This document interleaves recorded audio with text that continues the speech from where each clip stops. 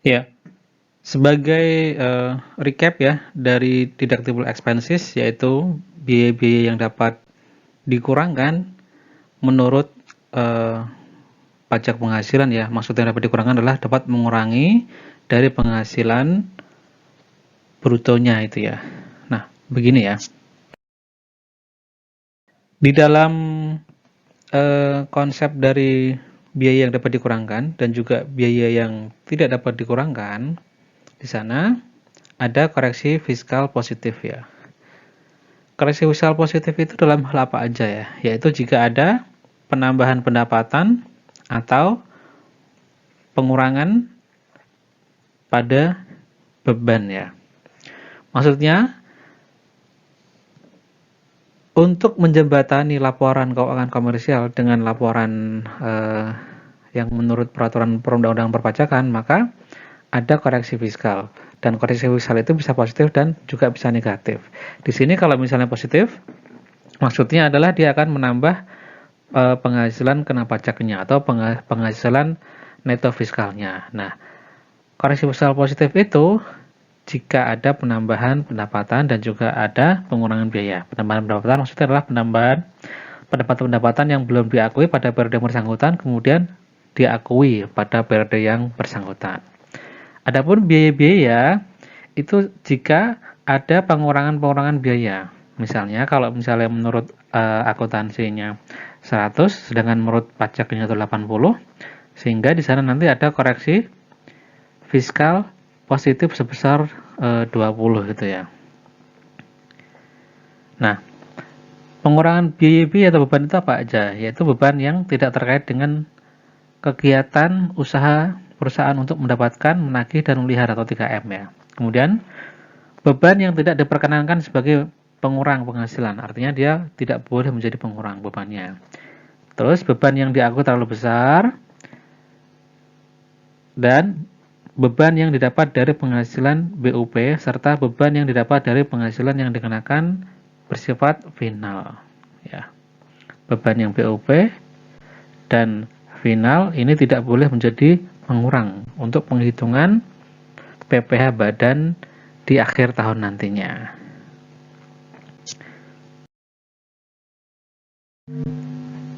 Koreksi fiskal negatif itu juga sangat memungkinkan terjadi ya, yaitu jika ada pengurangan pendapatan atau malah ada penambahan beban atau biaya. Nah, maksudnya adalah pengurangan pendapatan adalah pendapatan yang sudah dikenakan bersifat final ya, dan juga BUP ini nanti dikeluarkan dari penghitungan PPh di akhir tahunnya. Kemudian penambahan beban adalah kalau misalnya beban yang diakui secara komersial terlalu kecil. Contohnya apa misalnya? Katakanlah kalau misalnya ada penyusutannya. Di akuntansi ya, komersial itu kalau penyusutan misalnya nih diakui 10 tahun ya. 10 tahun ya. Sedangkan di perpajakan kan diakui 8 tahun saja.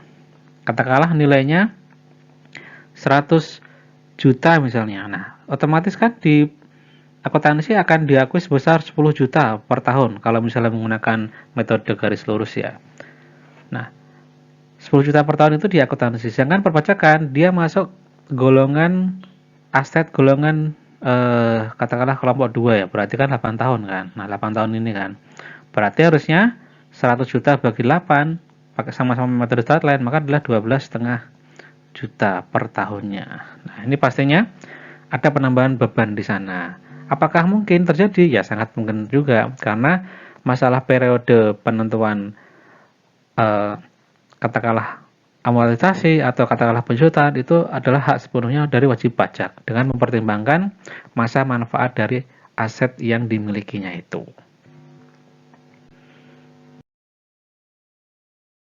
Berikut merupakan ringkasan dari biaya-biaya yang secara langsung ataupun tidak langsung berkaitan dengan kegiatan usaha atau 3M ya. Berdasarkan pasal 6 ayat 1 Undang-Undang PPh ini. Biaya-biaya apa saja yang bisa dikurangkan atau menjadi deductible? Yang pertama adalah biaya pembelian bahan. Ya, dia deductible, artinya dapat dikurangkan. Yang kedua, Ada banyak nih ya. Yang A, biaya berkenaan dengan pekerjaan atau jasa termasuk upah, gaji, honorarium, bonus, gratifikasi, dan tunjangan yang diberikan dalam bentuk uang. Maka dia deductible. Kemudian yang B, pengeluaran-pengeluaran yang sehubungan dengan pekerjaan yang boleh dikurangkan dari penghasilan bruto harus dilakukan dalam bentuk uang, misalnya gaji atau tunjangan, deductible. Kemudian, bagaimana kalau misalnya dalam bentuk natura ya, pengeluaran yang dilakukan dalam bentuk natura atau kenikmatan, misalnya fasilitas menempati rumah dengan cuma-cuma, tidak boleh dibebankan sebagai biaya, dan bagi pihak yang menerima atau menikmati bukan merupakan penghasilan, sehingga dia non-deductible. Kecuali dalam hal natura atau kenikmatan itu, ada beberapa pengecualian-pengecualian yang dijelaskan pada video non-deductible expenses. Di antaranya adalah kalau misalnya seragam yang wajib, misalnya seragam satpam atau seragam pemadam kebakaran, atau misalnya fasilitas atau kenikmatan di daerah terpencil, di daerah tertentu, dan lain sebagainya. Yang D, pengeluaran yang melampaui batas kewajaran tersebut dipengaruhi oleh hubungan istimewa, maka jumlah yang melampaui batas kewajaran tersebut tidak boleh dikurangkan. Ya, ini non-deductible ya. Non-deductible adalah yang melampaui batas kewajaran saja. Sedangkan yang sudah wajar, maka dia akan menjadi deductible kalau sudah wajar. Yang E, PPh karyawan yang dibayar atau ditanggung perusahaan. Dia non-deductible kalau ditanggung oleh perusahaan. Akan tetapi, kalau misalnya PPh pasal 21 misalnya, itu menjadi tunjangan PPh yang masuk dalam unsur gaji karyawan, sehingga nanti dia akan menjadi deductible. Kalau masuk unsur gaji karyawan, berarti kan dia masuknya ke pasal sini. Ya. Sehingga dia masuk dalam unsur gaji karyawan, maka dia menjadi deductible. Tapi kalau tidak masuk unsur gaji karyawan, maka dia menjadi non-deductible itu. Jadi bedakan kondisinya seperti apa. Yang F, pengobatan secara cuma-cuma, baik itu langsung ke rumah sakit atau poliklinik perusahaan. Dia non-deductible. Kemudian, pengobatan kalau misalnya dia sebagai penggantian pengobatan, dia deductible. Pengobatan kalau dia merupakan tunjangan pengobatan, nah ini sama dengan gaji ini ya. Dia dia deductible, boleh dikeluarkan, boleh dikurangkan. Penggantian pengobatan boleh dikurangkan. Sehingga seperti halnya tunjangan PPh ya, yang masuk dalam unsur, nanti ini masuk dalam unsur tunjangan-tunjangan di gaji itu ya. Nah, di gaji kotor itu ya, masuk dalam kena ya. Kemudian yang selanjutnya, pemberian imbalan dalam bentuk natura atau kenikmatan, sembako, dan lain sebagainya. Dia non-deductible. Ya. Nanti ada pengecualian-pengecualian ya. Itu bisa dilihat di pasal 9 ayat 1-nya ya. Di antaranya adalah kalau misalnya untuk yang daerah terpencil gitu misalnya, daerah tertentu gitu ya. Terus yang berikutnya, kendaraan perusahaan yang dibawa pulang dan dikuasai oleh pegawai, maka deductible-nya 50%, non-deductible-nya 50%, 50-50 ya. Begitu juga dengan handphone, voucher, pengisian pulsa HP terkait dengan jabatan dan pekerjaan, dia juga 50-50. Artinya 50% yang bisa dikurangkan, sedangkan 50% lainnya tidak dapat dikurangkan. Nah, ya. Kemudian, pengurangan penghasilan bruto atas penyelenggaraan kegiatan praktik kerja, pemagangan, dan atau pembelajaran dalam rangka pembinaan dan pengembangan SDM berbasis kompetensi tertentu paling tinggi 200% dari jumlah biaya yang dikeluarkan untuk kegiatan praktik kerja, magang, ataupun pembelajaran. Itu deductible. Kemudian yang ketiga, fasilitas yang ketiga ini, pengurangan penghasilan bruto, ya berarti deductible, atas kegiatan penelitian dan pengembangan tertentu di Indonesia paling tinggi 300% dari jumlah biaya yang dikeluarkan untuk kegiatan penelitian dan pengembangan tertentu di Indonesia yang dibebankan dalam jangka waktu tertentu. Ya. Yang deductible itu maksimal 300 loh. Padahal sebenarnya dia hanya mengeluarkan katakanlah 100 gitu, tapi bisa diakui secara perpajakan itu 300. Begitu juga dengan praktek pemagangan ataupun pembelajaran ataupun PKL gitu ya, 200%. Itu kenapa? Karena ini adalah merupakan suatu hal di mana Indonesia ingin mengattract ya, ingin menarik investor-investor yang pionir tadi, dan khususnya menarik pula di bidang leadbanknya mereka yang nantinya tujuan utamanya adalah supaya leadbank Indonesia itu berkembang. Tujuannya bagus sekali ya. Yang berikutnya, pembebanan yang masa manfaatnya lebih dari 1 tahun ya, yaitu dengan penyusutan sesuai dengan pasal 11 dan 11A gitu ya, Undang-Undang PPH. Itu deductible. Nah, tetapi juga dilihat ya mengenai penyusutan ini ya, dan juga amortisasi ya. Jika biaya penyusutan fiskal lebih besar dari komersial, maka non-deductible. Biaya penyusutan fiskal lebih kecil dari komersial, ya, deductible. Terus, biaya penyusutan aset yang penghasilannya dikenakan final atau bukan objek, dia non-deductible. Kemudian, berikutnya, iuran kepada dana pensiun yang pendiriannya telah disahkan oleh Menteri Keuangan. Ya, dia deductible. Tapi kalau misalnya iuran yang dibayarkan kepada dana pensiun yang pendirinya tidak atau belum disahkan oleh Menteri Keuangan, maka dia menjadi non-deductible. Berikutnya, kerugian karena penjualan atau pengalihan harta yang dimiliki dan digunakan dalam perusahaan atau yang dimiliki untuk 3M. Dia deductible. Tapi kalau misalnya kerugian karena penjualan atau pengalihan harta yang dimiliki tapi tidak digunakan dalam perusahaan atau yang dimiliki tapi tidak digunakan untuk 3M, maka dia menjadi non-deductible. Sebaliknya. Berikutnya, kerugian selisih kurs mata uang asing, dia deductible, bisa menjadi pengurang. Nah, tapi kalau misalnya kerugian selisih kurs yang melekat pada bunga pinjaman atau bunga deposito, dia menjadi non-deductible.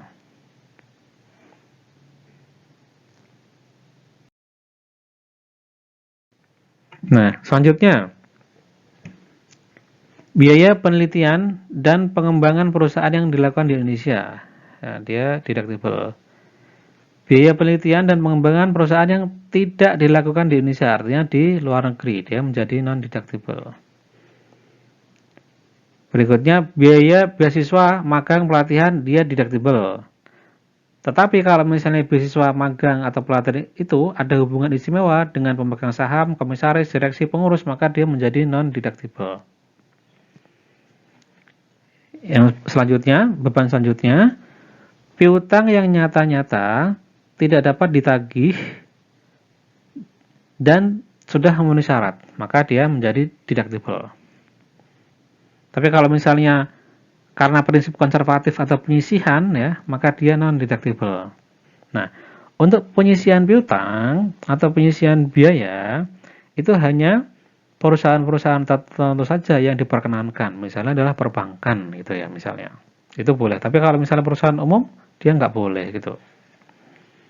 Berikutnya, sumbangan dalam rangka penanggulangan bencana nasional yang ketentuannya diatur dengan peraturan pemerintah, dia menjadi deductible. Sumbangan dalam rangka penelitian dan pengembangan yang dilakukan di Indonesia yang ketentuannya diatur dengan pemerintah, dia deductible. Next, biaya pembangunan infrastruktur sosial yang ketentuannya diatur dengan pemerintah, deductible. Sumbangan fasilitas pendidikan ya, diatur dengan pemerintah, dia deductible. Misalnya sumbangan memberikan laptop untuk sekolah SDA atau SMPC itu deductible. Sumbangan dalam rangka pembinaan olahraga, dia deductible. Sumbangan kepada pihak yang mempunyai hubungan istimewa menjadi non-deductible. Terus berikutnya ada juga adalah kompensasi kerugian yang menjadi deductible. Namun kompensasi kerugian itu dilaporkannya di SPT induknya ya. SPT induk. Begitu juga dengan PTKP ya. PTKP juga di induk ya. Untuk WPOP di induknya. Adapun mengenai pajak masukan yang tidak dapat dikreditkan ya sebagaimana dimaksud dalam pasal 9 ayat 8 Undang-Undang PPN ya. Itu dapat dikurangkan menjadi penghasilan bruto sepanjang dapat dibuktikan pajak masukan tersebut benar-benar telah dibayar ya. Dan berkenaan dengan pengeluaran yang berhubungan dengan kegiatan untuk 3M, maka dia bisa dikurangkan, bisa menjadi biaya atau beban.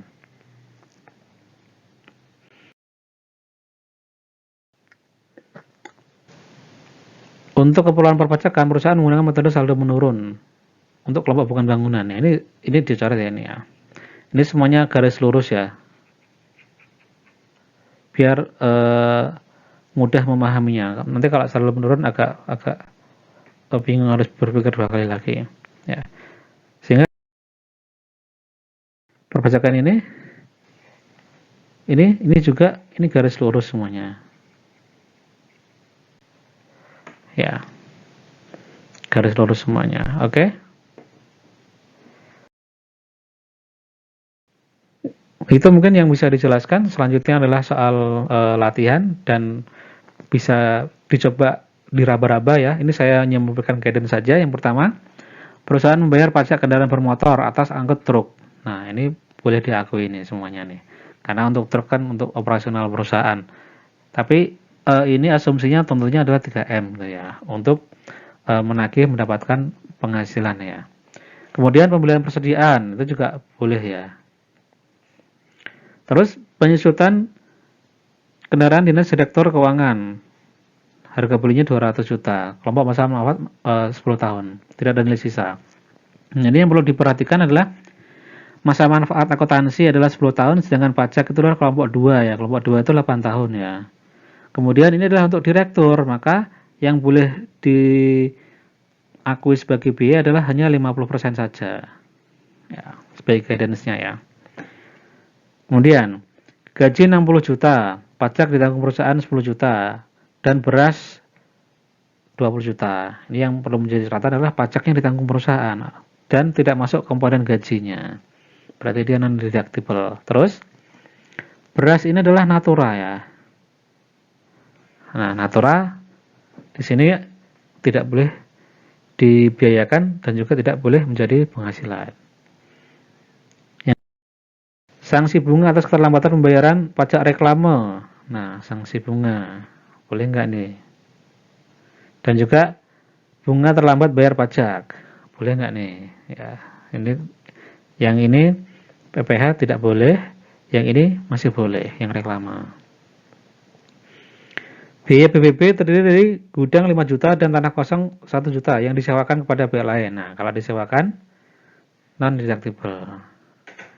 Penyusutan gudang dibeli 1 Januari, seharga 1M dengan masa manfaat 25 tahun, tidak ada nilai sisa. Maka kalau misalnya menurut pajak adalah 20 tahun, harus ada penyesuaiannya. Terus nomor 8, perusahaan menggunakan jasa manajemen dari Stania Konsultan yang dimiliki oleh pemegang saham yang sama. Nah, ini ada hubungan istimewa.